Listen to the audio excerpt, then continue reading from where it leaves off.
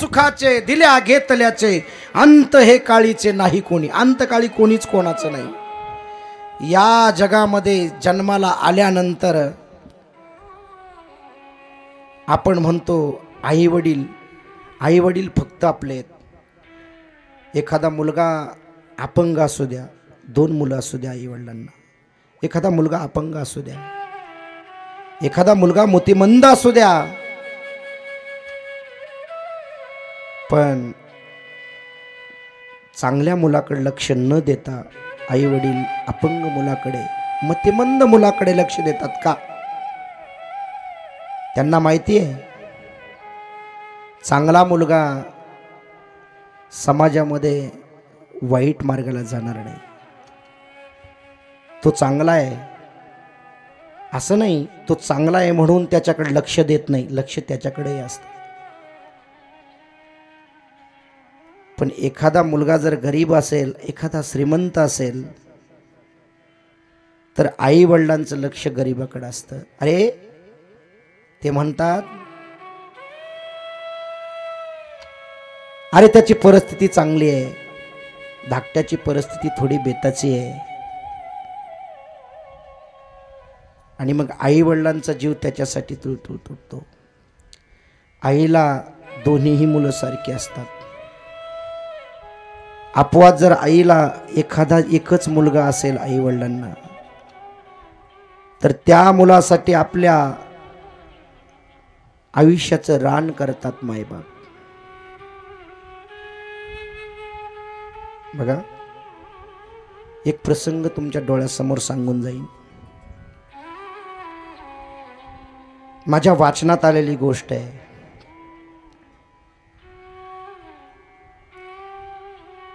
एक आई दवाखान्यामध्ये असताना बाळंतपणासाठी दवाखान्यामध्ये होती. थोडंसं तिचं चरित्र आहे.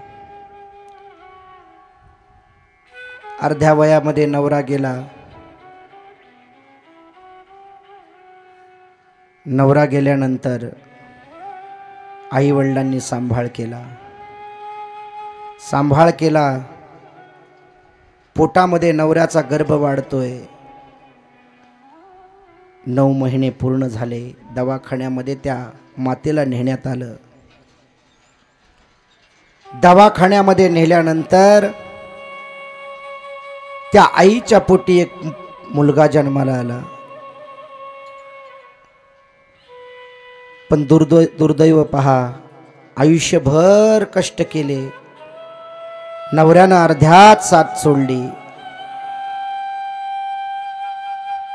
आणि ज्याच्या वंशाचा दिवा आपल्या पोटामध्ये आहे, ती माय प्रसूत झाली, मायबाप. पण दुर्दैव बघा, काळाचा फेरा बघा, जन्माला आलेलं मुलगा एका डोळ्यानं आंधळ आहे. एका डोळ्यानं आंधळ मुलगा जन्माला आलं. डॉक्टर साहेबांनी सांगितलं, ताई तुम्ही प्रसूत झालाय, पण तुमच्या पोटी जो मुलगा जन्माला आलाय तो एका डोळ्यानं आंधळा आहे. त्या माईच्या डोळ्यामधून पाणी घळघळा वाहत होतं. आणि ती माय डॉक्टर साहेबांना सांगत होती, डॉक्टर साहेब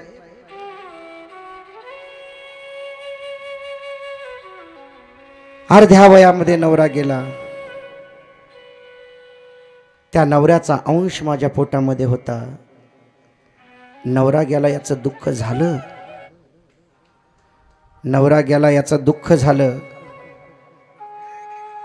पण एका मनानं विचार केला, अरे माझा नवरा गेलाय, जाणं हा प्रकृतीचा नियम आहे. या जगामध्ये जो जन्माला आलाय त्याला एक ना एक दिवस जावंच लागतंय. मग तो राजा असो, फकीर असो, कुणी असू द्या. इथं देवादिकांना राहता आलं नाही, ते स्वीकारून मी पुढे चालले.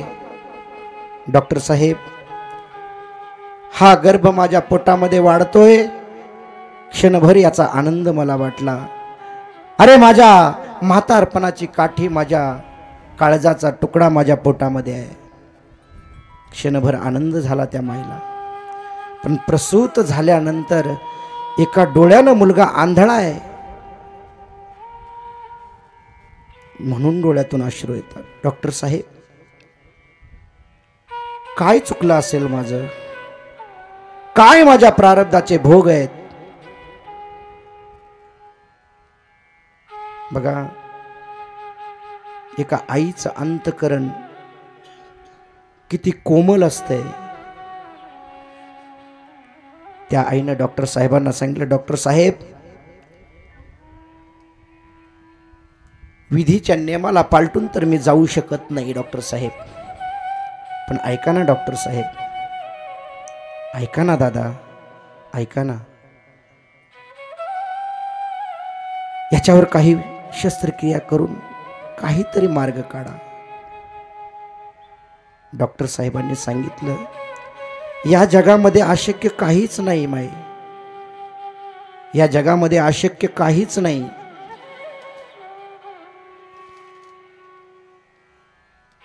पण तुझ्या मुलाला डोळा देणार कोण? तुझी परिस्थिती तेवढी नाही, खूप पैसा लागतो. त्या आईनं आनंदित होऊन सांगितलं, डॉक्टर साहेब, माझा डोळा बसेल का? त्या माझ्या बाळाला माझा डोळा बसेल का? डॉक्टर साहेबांच्या डोळ्यातून पाणी आलं. मायबाप, एक आई आपल्या लेकरासाठी आपल्या डोळ्याचा त्याग करते, नवे नवे आपल्या जीवाचा त्याग करण्यासाठी. जी आई आपलं उभं आयुष्य जगते, पोटामध्ये 9 महिने 9 दिवस वागवते, आपल्या शरीरातला एक तुकडा नंतर आपले काढून देते, आयुष्यभर त्या मुलांसाठी करते, ती आई आहे. डॉक्टर साहेब, एवढं माझं काम करा, माझा डोळा त्या मुलाला बसवा. डॉक्टरांनी सांगितलं, माय, तुझा डोळा जर काढला तर आयुष्यभर तुला एका डोळ्यानं राहावं लागेल. बघा, तिचं उत्तर गोड आहे. ते म्हणतात, माय म्हणते, डॉक्टर साहेब, माझं काय वेडीचं राहिलंय, अर्धा पाय, अर्ध आयुष्य माझं गेलंय, राहिलेलं अर्ध आयुष्य एका डोळ्यानं मी माझ्या मुलाक पाहून काढीन, मी सहन करीन डॉक्टर साहेब. डॉक्टर साहेबांनी सांगितलं, तुमचं आयुष्य कडेला जायचंय, अजून तुम्हाला तुमच्या मुलाला मोठं करायचंय. पण ऐका ना डॉक्टर साहेब, एका डोळ्यानं जर माझा मुलगा आंधळा असेल तर त्याला अनेक अडचणींना सामोरं जावं लागेल.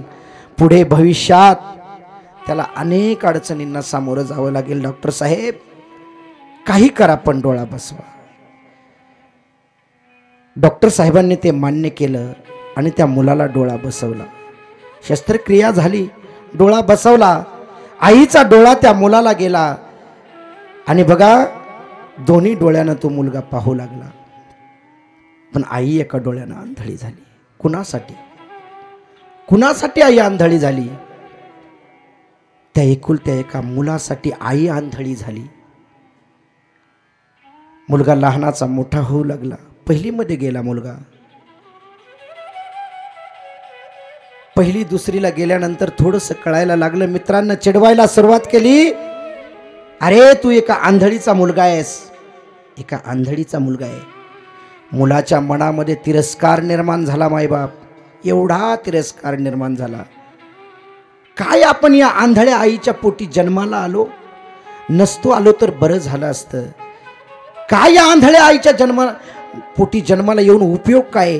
लोक आपल्याला नावं ठेवतात, पण खरी कथा त्याला माहीत नव्हती. आणि मुलगा हळूहळू मोठा झाला, पण आईचा तिरस्कार करू लागला. का करता आईचा तिरस्कार? ज्या आईनं आपला डोळा त्या मुलासाठी दान दिला, त्या आईचा तो मुलगा तिरस्कार करू लागला. मोठा झाला, मोठा साहेब झाला, मुंबईसारख्या ठिकाणी गेला, मोठ्या कंपनीचा मालक झाला, लग्न झालं, बायको मिळाली, मुलं झाली, आईला विसरला. पण आई नाही त्याला विसरली. आई गावाकडे रोज वाट पाहायची, माझा दादा येईल. एक ना एक दिवस त्याला कळेल, अरे मी त्याच्यासाठी दान दिलेला माझा डोळा आहे, आणि जो दुसऱ्या डोळ्यानं जो जग पाहतोय ना, तो माझ्या डोळ्यानं पाहतोय. आईला कळेल. आईला वाटायचं आपण आपल्या मुलाकडे जावं, मुलाचा प्रपंच आपल्या हातानं पाहावा, आपल्या डोळ्यानं मुलाचा प्रपंच पाहावा. आईनं शेजाऱ्याला विचारलं, दादा मला एकदाच माझ्या मुलाला बघायचंय, परत मी इच्छा करणार नाही. त्या शेजारच्या माणसानं सांगितलं, ताई अहो तो तुमचं आयुष्यभर तिरस्कार करतोय, तुम्ही कशाला जाताय, नका जाऊ. गेल्यानंतर तुमच्या पदरामध्ये फक्त अपमान सोडून काही पडणार नाही. नाही रे, माझ्या काळजाचा तुकडा आहे तो कसाही वागला, मी नाही वागू शकत. मी आई आहे त्याची, मला त्याला भेटायला जाणं गरजेचं आहे. आणि ती आई दरमजल करत शहरामध्ये गेली. आईनं पत्ता शोधून काढला. बघा, आईला सांगावं लागत नाही. एखादी आई, एखाद्याच्या घरी जर आई असेल आणि एखादा मुलगा बाहेर सर्व्हिसला असेल, कामाला असेल, पण आई मुलगा आल्याच्या वाऱ्यावरून सुद्धा ओळखते की तो आपलाच मुलगा आहे, त्याला आई म्हणतात. आपली मुलगी माहेरावरून ज्या दिवशी येणार आहे त्या दिवशी आईची घालमेल पहा. जाण्याच्या वेळेस आई, मला सांगा, मुलीच्या घरी किती श्रीमंती असू द्या, पण कांदे देईल, बटाटे देईल, जे नाही ती वस्तू पिशवीत टाकीन. मला सांगा, त्या मुलीच्या घरी काही कमी असतं का हो? काही कमी नसतं तिच्या घरी. पण आईची माया काहीतरी वेगळी आहे. जा घेऊन. आणि ज्या वेळेस आपली आई आपल्यातून निघून जाते ना, त्यावेळेस आपला मायेचा सागर आटल्याशिवाय राहत नाही. ज्याची आई गेली त्याला आईची किंमत विचारा, ज्याचे वडील गेले त्याला वडिलांची किंमत विचारा. या जगामध्ये आई वडील, ज्यांचे आई वडील गेलेत त्यांना आई वडिलांची जर किंमत विचारली ना मायबाप, तर ते सांगतील या जगामध्ये सगळं पैशाने विकत घेता येईल, पण आई वडील कधीच विकत घेता येत नाही. कारण ज्याची आई गेली त्याचा मायेचा सागर आटला मायबाप. बघा, त्या शहरामध्ये आई गेली, त्या मुलाची आई, बाळूची आई शहरामध्ये गेली आणि कंपनीच्या दारावर गेली. तिला कळलं ही कंपनी माझ्या मुलाची आहे. गेटवर गेल्यानंतर वॉचमॅनने अडवलं, सांगितलं तुम्ही कुठं चालला? तिनं सांगितलं, या कंपनीमध्ये जो आहे ना, या कंपनीचा जो मालक आहे तो माझा मुलगा आहे. त्या मायेचा अवतार पाहिल्यानंतर त्या वॉचमॅनला हसू आलं. अरे काय या बाईचा अवतार आहे, एवढ्या मोठ्या साहेब, नक्कीच खोटं बोलत असेल. 2-3 वेळा तसं सांगितल्याबरोबर त्यानं सांगितलं. आतमध्ये गेल्यानंतर त्यानं विचारलं, साहेब तुम्हाला कोणतरी भेटायला आलंय? आणि ती व्यक्ती सांगते की मी तुमची आई आहे. ह्याच्या लक्षात आलं आई आपला शोध करत 100% आली असेल. त्यानं सांगितलं, नाही नाही, मी अनाथ आहे, मला कोणी आई नाही, काही नाही. पण आई त्या गेटवरच बसून, वॉचमॅननं सांगितलं साहेब भेटायचं नाही म्हणतात. आई वाट बघत त्या गेटवर उभी होती. मायबाप बघा, गेटवर आई उभी आहे. साहेबाचा बाहेर जाण्याचा टाइम झाला, गाडी बाहेर निघाली.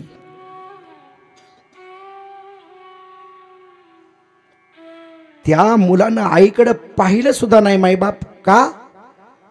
तर आपली आई एका डोळ्यानं आंधळी आहे. त्याचं खरं मर्म त्याला माहीत नाही.